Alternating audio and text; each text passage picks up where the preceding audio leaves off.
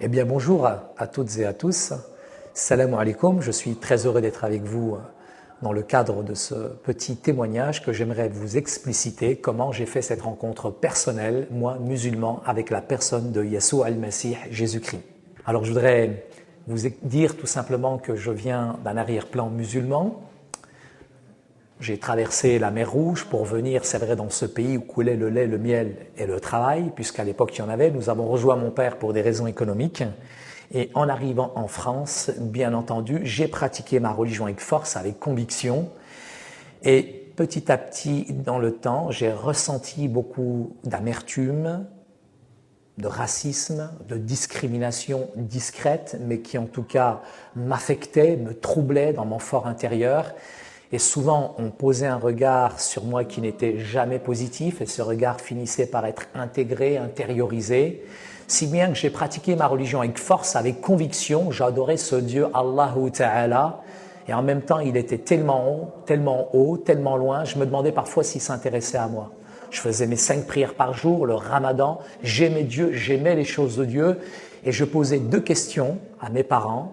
Qu'est-ce qu'il y a après la mort? Et ma mère me décrivait bien l'enfer. Mais par contre, la question du paradis, elle ne connaissait pas. Et je voulais véritablement avoir cette relation, cette intimité, cette relation avec Dieu que je n'avais pas finalement dans ma religion. Ce qui m'a amené, je dirais, à rechercher, à développer encore plus en moi cette recherche ardente de Dieu, mais c'était le vide, c'était le désert, c'était l'aridité spirituelle. J'ai vécu la violence à l'extérieur que j'ai importée chez moi, et cette violence qu'il y avait chez moi, je l'ai exportée, et cette violence, elle est devenue mon identité, elle est devenue ma vie.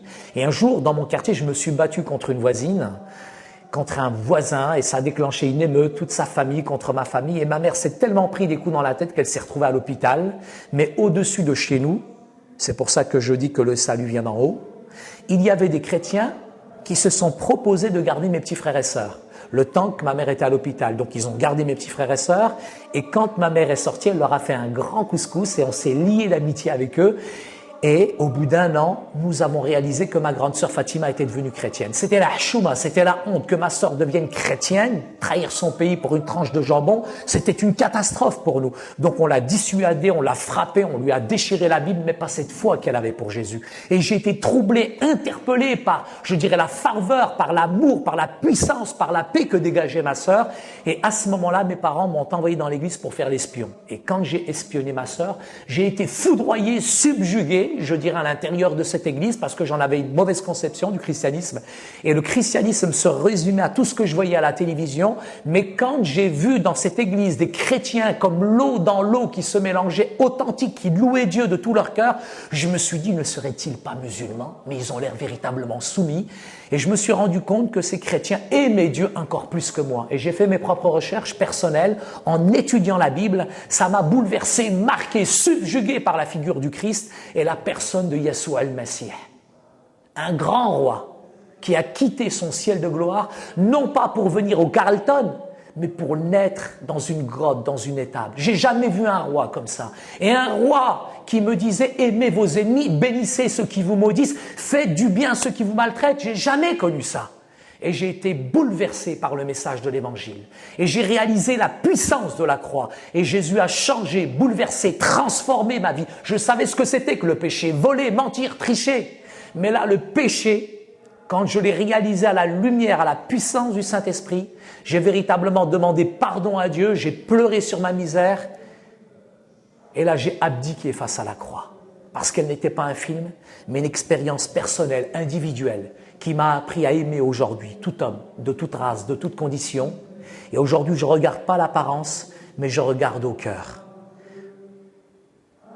Simplement, j'ai aussi été m'excuser dans mon quartier. Et là, dans mon quartier, beaucoup de personnes ont été touchées de voir ma vie changer, transformée. Et il y a quelqu'un que je détestais, c'était mon père. Et je lui ai demandé pardon. Je l'ai serré dans mes bras. Et je lui ai dit, Père, de la même manière que Jésus m'aime, papa, je veux t'aimer. De la même manière que Jésus m'a pardonné, papa, je veux te pardonner. Et mon père a accepté Jésus dans sa vie.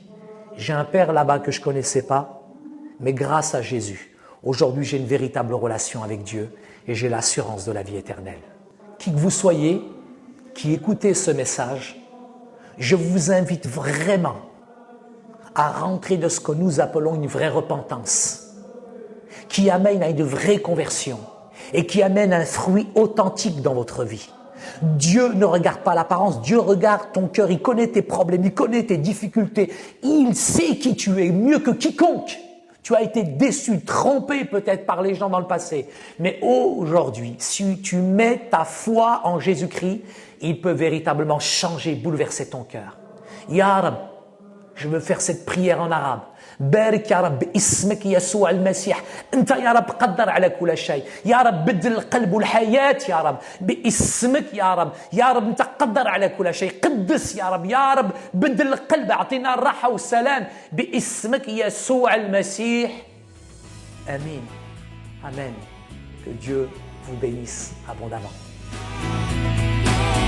La vidéo de ce témoignage audio que vous venez d'écouter sur Trésor Sonore est à retrouver sur le site de notre partenaire, labonnenouvelle.fr.